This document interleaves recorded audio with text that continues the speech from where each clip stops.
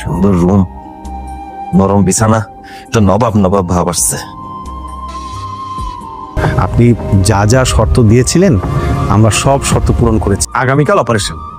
অপারেশনের কথা আমার কেন বলতেছেন? আপনার অপারেশন আপনাকে বলবে না? কিন্তু আমি তো কিডনি দিতেছি না। আপনি কিডনি দিচ্ছেন না মানে? ওকে সাহেব, এসব আপনি কি বলছেন?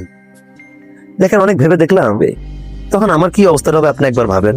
বাসে কি মরি তারই তো ঠিক নাই। বাকের সাহেব, এসব কথা বলবেন না প্লিজ। আপনার কিডনিটা যদি ট্রান্সফার না করা যায় আমার মেয়েটা বাঁচবে না। আচ্ছা ঠিক আছে, কিডনি দিতে পারি, তবে আমার একটা শর্ত আছে। আপনি তো দেখে একের পর এক শর্ত দিয়েই যাচ্ছেন। আমি শর্ত দিতেছি, মানলে মানেন, না মানলে আল্লাহ হাফেজ। আচ্ছা আপা, আপনার কি শর্ত বলুন, আমরা শর্ত মানবো। দেখেন, আমার কিডনির টাকা আমার অগ্রিম দিতে হবে। অপারেশনে তো আমি মারাও যেতে পারি, তাই মারা যাওয়ার সময় আমার টাকা আপনার কাছে রেখে যেতে চাই। ঠিক আছে, আপনি আপনার রুমে যান, টাকাটা আপনার রুমে পৌঁছে যাবে।